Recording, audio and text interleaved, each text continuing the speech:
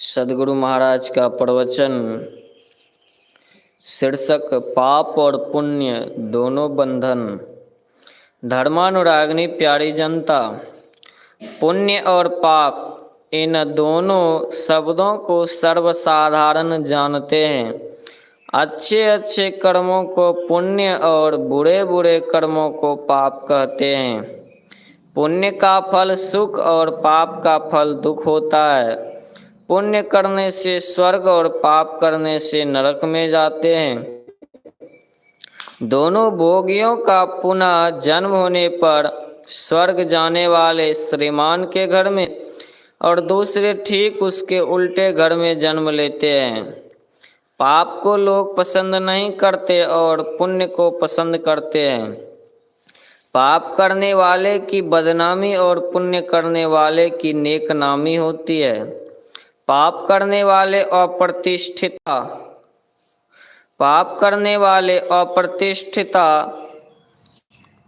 और पुण्य करने वाले प्रतिष्ठा को प्राप्त करते हैं।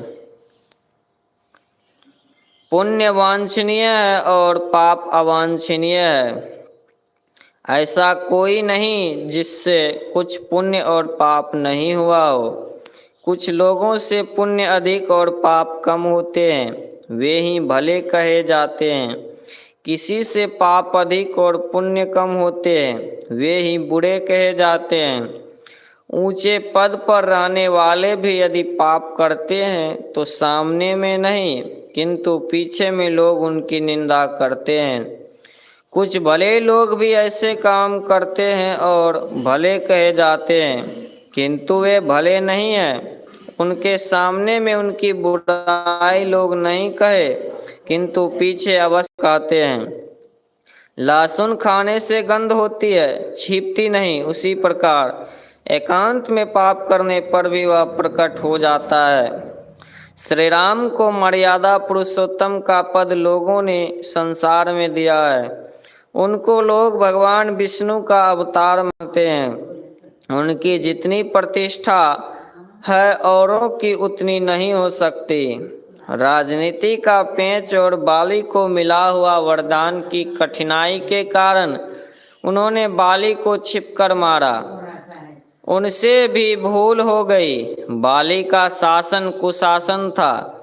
उसने अपने भाई के साथ अन्याय किया था, ऐसा श्री राम ने उसे कहा भी। बाली को वरदान था कि जो उसके सामने होकर लड़े उससे दूना बल उसको हो जाए। इसलिए सुग्रीव से लड़ते हुए बाली को बिटप ओट देखई रघुराई, तुलसीकृत रामायण में लिखा हुआ है।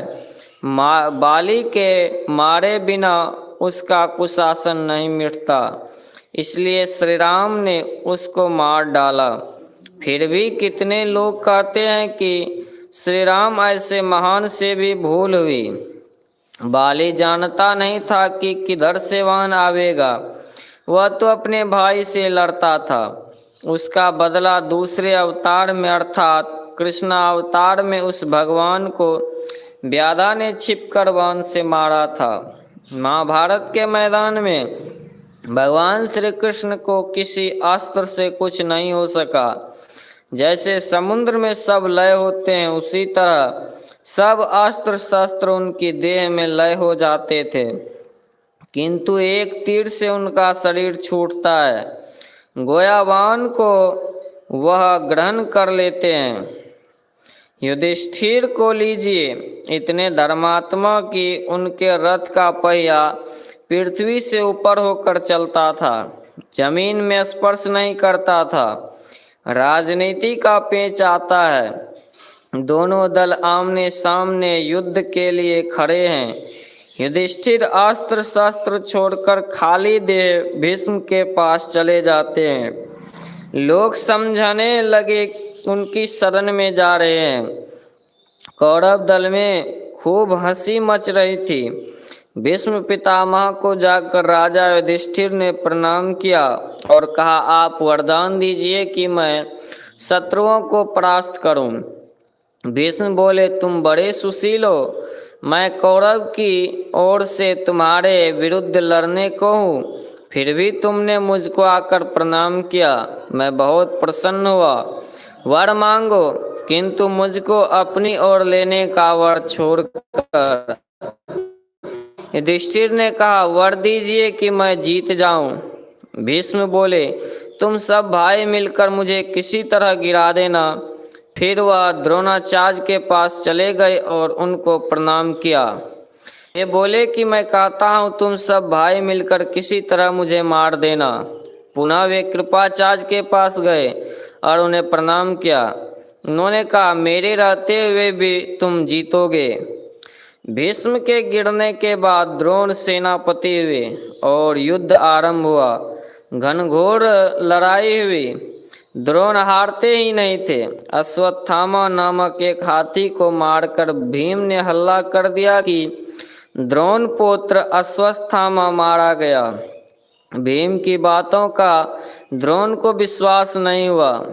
श्री कृष्ण के कहने पर लाचार होकर युधिष्ठिर को झूठ बोलना पड़ा। द्रोणाचार्य ने युधिष्ठिर से 3 बार पूछा। तीनों बार युधिष्ठिर ने नर अश्वत्थामा के मरने की बात कही। इतने बड़े मनुष्य से भी पाप हो गया।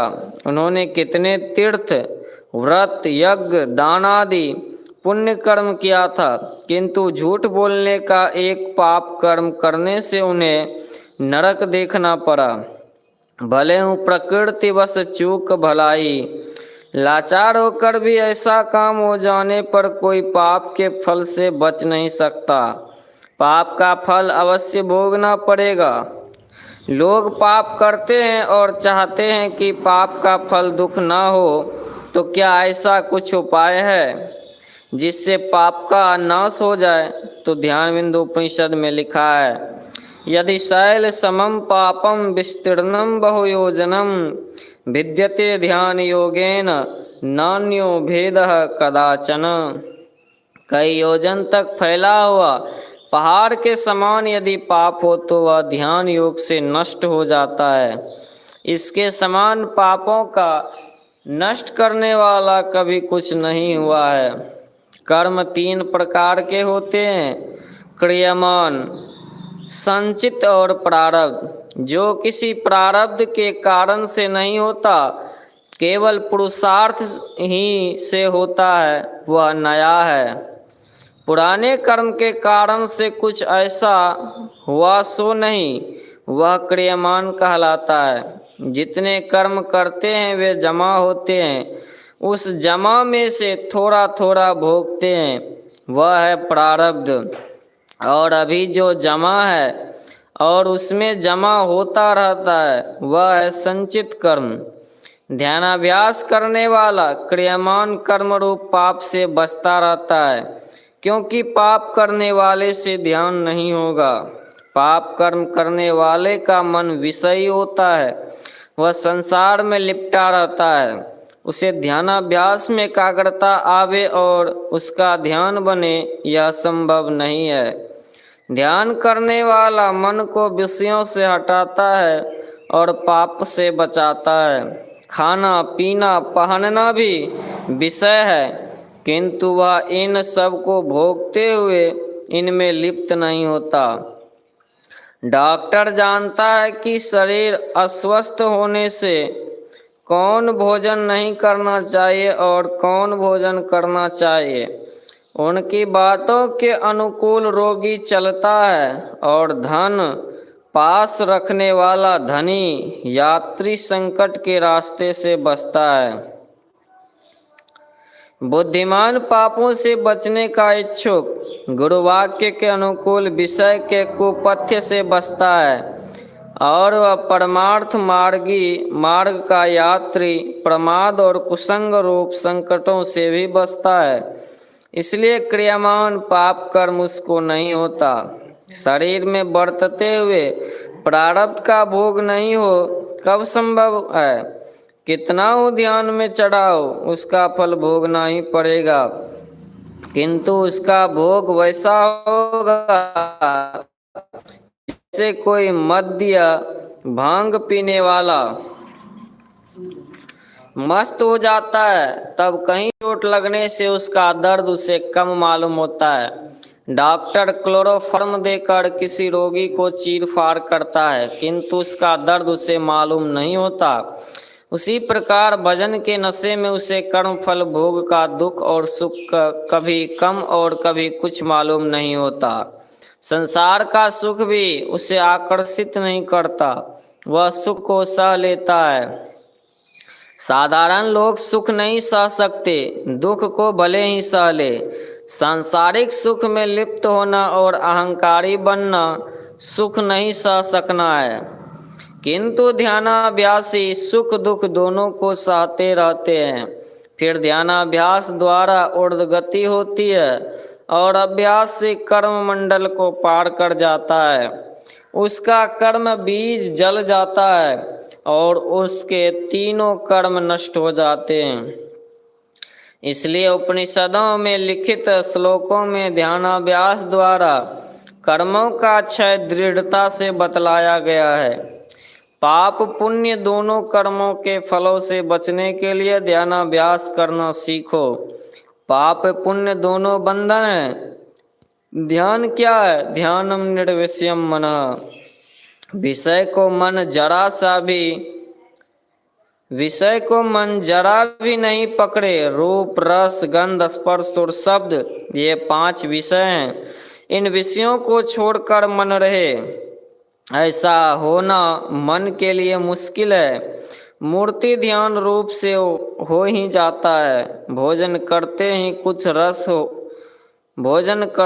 कुछ रस हो ही जाता है। संसार में रहोगे कुछ न कुछ गंध लगेगी ही। जब करते हो शब्द को पकड़े हुए हो, विषय से मन कहाँ हटा। इसका अर्थ नहीं कि जप और इष्ट का ध्यान ही नहीं करो। जपो, ध्यान करो। संसार में बहुत रूप हैं, सब रूपों से आसक्ति हटाकर अपने मन को एक रूप पर रखो। कितने रूप छूट गए, बहुत शब्द है, सब शब्दों को छोड़कर एक शब्द के जप में लगे रहो। कितने शब्द छूट गए, इस अभ्यास से पहले दृढ़ हो जाना चाहिए, तब स्थूल रूप का ध्यान और अभ्यास करना चाहिए। भजन करने के समय यदि ख्याल करो कि हलवा खाऊं तो ध्यान कैसे होगा। मतलब यह कि नाम जप और इष्ट मूर्ति ध्यान के अतिरिक्त मन में कुछ न आने दो। इस तरह सब विषय छूटकर केवल एक नाम और एक रूप रह जाएं, ये स्थूल नाम रूप हैं। इस साधन के दृढ़ हो जाने पर इसको छोड़कर सूक्ष्म रूप और सूक्ष्म नाम के साधन में मन को लगाना चाहिए। सूक्ष्म रूप का साधन ही दृष्टि साधन है। जिस रूप को कभी नहीं देखा है उसे देखने की कोशिश करनी चाहिए। स्थूल मंडल में आँख खुलते ही स्थूल रूप देखने में आता है। इसी प्रकार दृष्टि साधन ठीक ठीक बनने से सूक्ष्म मंडल में सूक्ष्म दृष्टि खुल जाती है और सूक्ष्म रूप देखने में आता है। तब कहो कि इष्ट का ध्यान छूट गया, नहीं, इष्ट के स्थूल रूप का ध्यान छूटा। अब उनके सूक्ष्म रूप के ध्यान में मन लग गया। यहाँ सूक्ष्म विषय रह जाता है, इसको भी त्याग कर इष्ट का निर्विषय स्वरूप आत्म रूप प्राप्त करना होगा। इस प्रकार के स्थूल और सूक्ष्म रूप छूटेंगे, किंतु इष्ट नहीं छूटेंगे।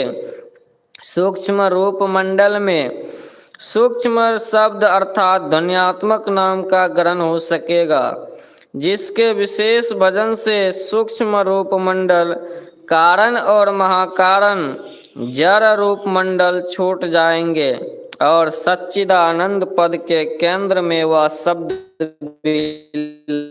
आएगा। वही केंद्र निर्विषय तत्व पद इष्ट का परम स्वरूप या आत्म रूप है। ध्वन्यात्मक शब्द जहाँ छूटेगा वही परमात्मा का साक्षात्कार होगा।